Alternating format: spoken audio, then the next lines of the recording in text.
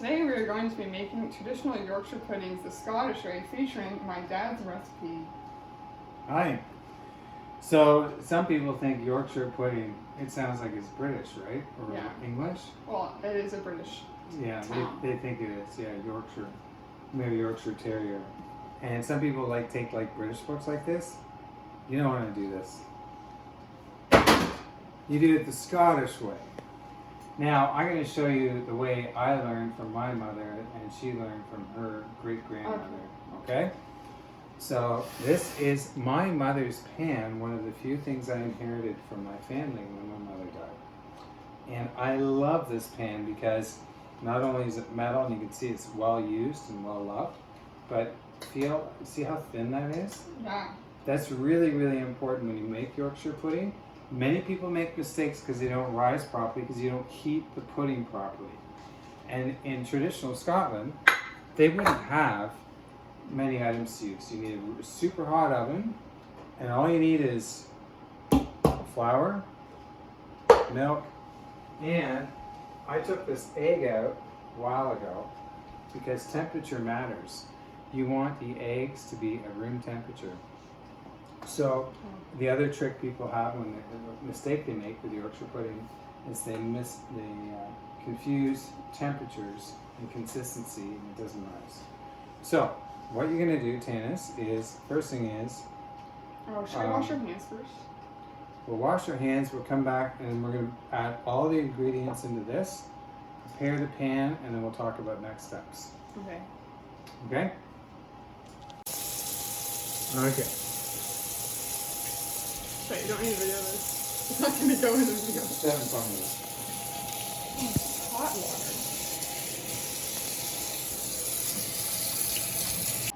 water. Okay, Tanis, we'll start with the egg. Crack the egg.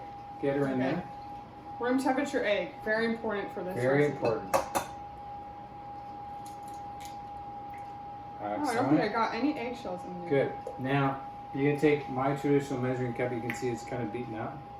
And you look at this, and 6 and 4 are your key numbers. 6 ounces and 4 ounces are your key numbers. And you start with the flour first, because flour is dry. If you do, use the spoon, and you do get the line to 6 ounces of flour. Keep going.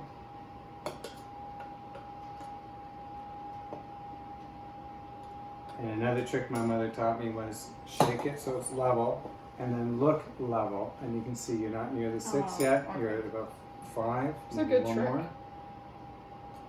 Keep it level on your eye. Okay, shake it even. Level to the eye. I think that's pretty good. You see? It's a little too much. There. Okay, put that in. Alright, so we're exactly at 6. Now I'm going 6. to add it into the bowl. Okay. Remember 6, 6, 4. Okay, so we 6. 6 of milk? Milk. Okay. Hold it level. So now I'm holding it level as I'm adding the milk. There. Whoop. Okay, that's good. Alright, we're exactly at 6. Should I add it in the bowl? Yeah. Alright. Now come over here, and you need 4 room temperature water. Water, right here. I get the water wrong. Don't do cold water. Should I get the water machine? Here we go. Go to 4. And that's at 4? Turn it and look.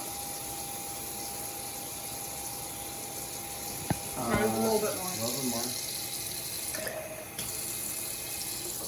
more. Yeah. Alright, so I have 4 ounces of water. Now Okay. we're going to add it into the bowl. Room temperature water is very important. And the Scots way back when wouldn't have had refrigeration. That is a good point. So stir it all up. Okay, so now I'm going to stir the mixture together. You gotta go, aye laddie. That's okay. You're not gonna do that? No.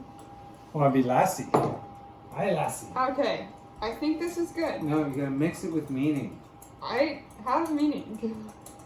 Now get all the clumps out of it. Maybe you can get a shot of what the liquid looks like here. Seamus? Sure, I think I should. Okay. No, the liquid, like that. Yeah, that's it. And no clumps? Nope. Okay, good. Now what you gotta do is you cover that with a plate. Alright, so now we're gonna get a plate and cover it. And then I want you to sit over beside the useless British cooking book. Okay. Okay, and it's important, there's another mistake people make. Let the pudding mix sit for a while. Now we're gonna go to a pan that I've already put a little bit of olive oil. Yeah, so in the we've pan. Now in Scotland, they wouldn't have had olive oil. Oh, They would have used corn or vegetable this oil. is your personal touch. This, I like the taste of olive oil. So you get the pan, and I drizzled some olive oil in there. Use your brush, mix it all around, and this is what. So we pre-added olive oil, you can see, Yeah, stir it all in. inside this pan. And just stir it all together. Now, and as you're doing this, we turn the oven on already, and Yorkshire puddings cook at extremely high temperature. It's 425. Alright, And- so we have preheated the oven to 425. And this again is another trick. You preheat the pan. Oh, see, So that after is you really get the smart. oil in here, you're gonna put it in the oven for about 5 minutes. Not too long, it's gonna start smoking because you got all the oil in there. But you get this really thin aluminum pan. It gets super, super hot, and you'll find when you pour the Yorkshires in, it sizzles, and that's a really good sign. Get the Yeah, sizzle. so that's probably a trick that maybe not everyone uses when making Yorkshire. No, many people fail with it because they follow British cookbooks. Okay. I'll give it that. Alright, so Okay, what's the so next step? You put it in the oven, so you warm it up, middle Okay. rack. So our oven is preheated to 385 at the moment. It's going up to 425, middle rack. Alright, so we're gonna put it at the middle rack. Okay. Okay, close the door. Alright, and we're just gonna wait about 3 minutes. You can pause there for a sec. Go. Okay, Alright, so the pan is it's gonna be preheated, smoking right? in there. Pull it out. It's gonna be super hot. Whoa, See look at the smoke? smoke. Lift it right in, put it right in there. Careful, it's gonna be really hot. Don't spill it. Oh. Okay. Then you go back over the Yorkshire pan here. Alright, Give it so a final stir. we let our Yorkshire sit for a while. I'm gonna give it one final stir. Okay, not too much. So stir. Okay, I think this is good. Yeah. Alright. Okay. Pour it in from the back. Let me do one to show you. Okay. So you just pour it in a little bit at a time. You only put it to about half. See how this sizzles? Yep. That's a good sign. And do we put it to half so we can let them rise? And add it to the ones that are a little weaker. This one's kind of small. Okay, let's get her in the oven. Time is important. Oh, there's a bit left. We can add it to.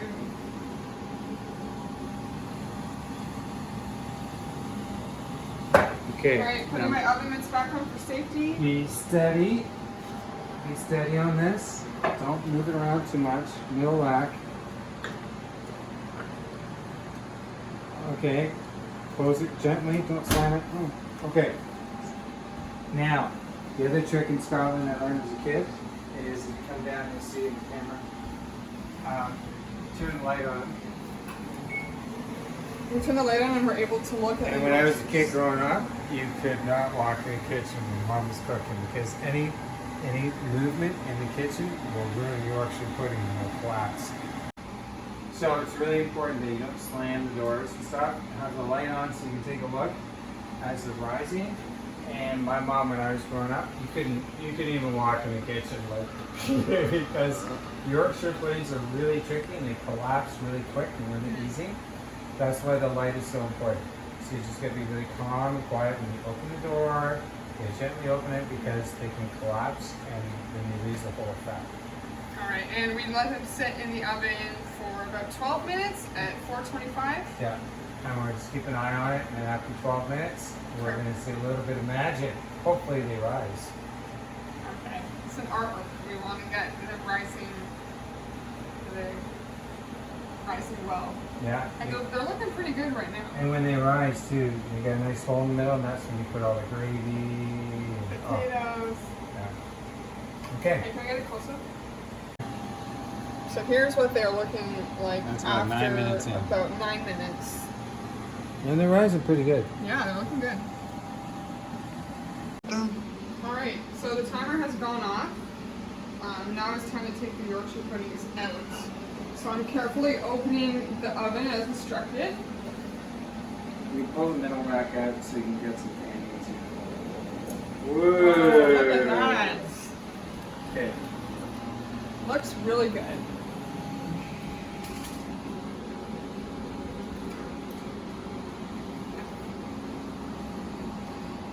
Alright, so Now you don't want to let them sit in the pan too long either, because if you pop them out really easy. And all you do is you take a fork and you just touch the lip of one, and it should, look at that, perfection. pops right out Alright, I'm gonna get this one. to the edge. Now, if you find it sticks, don't yank at it, just come back to the lid. Well, they all seem to be coming out pretty good. Oh, and look at the color in the bottom too, right? Look at the color on the bottom. Perfect, it's not burnt at all. This one's sticking, so I'm gonna come back to that one. Let's try this one. Ooh. That one should go. This one? Yeah. Yeah. Look at the bottom of this one. And look at the hole in the bottom too, you see? A little bit of magic there, put the gravy in there. Oh, it smells really good too. This one's all sticking a little bit, so let's try this one. This one's good.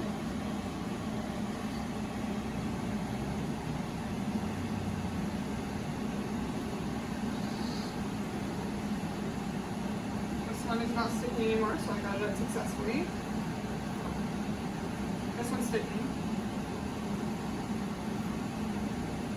This one looks good. Yeah, it's fine.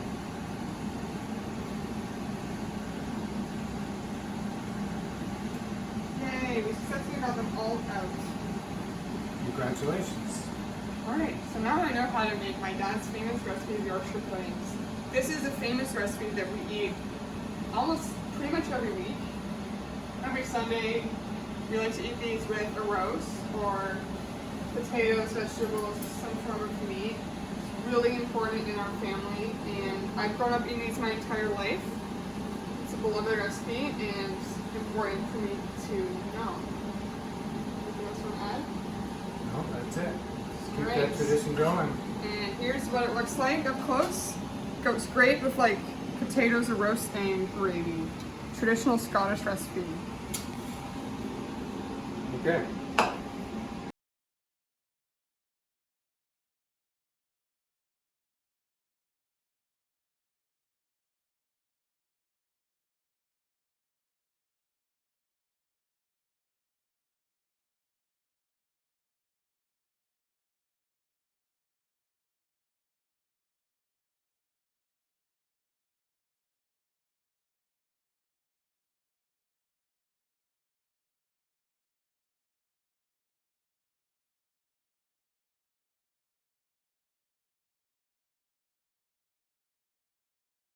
One. Okay, so now we're going to do the recipe with, Salmon, my favorite meat. and your big part of your heritage is from Newfoundland. Who's from Newfoundland? My grandfather is from Newfoundland. Got a lot of family out there. My favorite part of Canada is the East Coast, and seafood is really important for me. I love to eat it every week.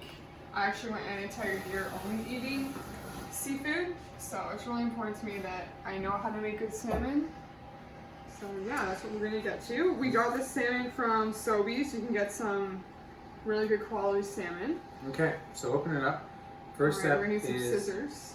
you can. First step is you're going to put it in the tinfoil tray, and we're doing a fusion recipe. So it's a traditional Newfie recipe, fused means with another culture, fused with Japanese culture. Yes. So our hands are clean. Kind of our own special salmon recipe. Yeah. All right, we've washed our hands already, and I've opened the salmon. You place the salmon in the tin foil. You gotta lift it out. It Can I won't use the slide. spoon? Or your fingers, whatever. Yeah.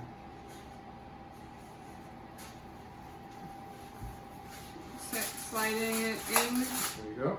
to the. Okay, now you want to put a liberal dose of salt and pepper.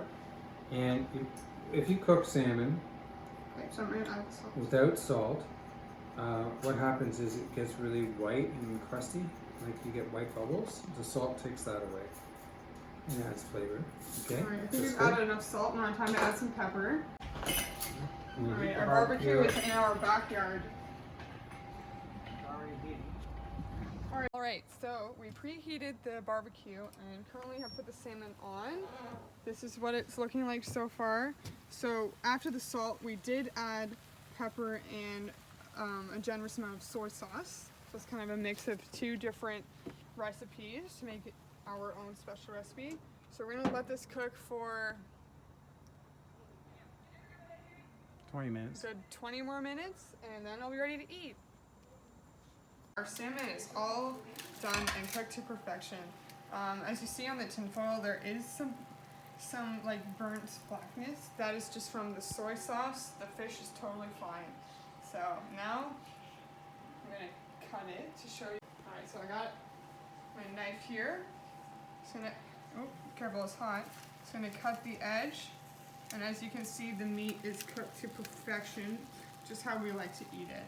And this is a really important recipe for me because salmon is a big part of my life. Absolutely my favorite meat. I can eat it every day. And something that I need to know for myself how to cook, just because I love it so much. So yeah, a really important recipe to me.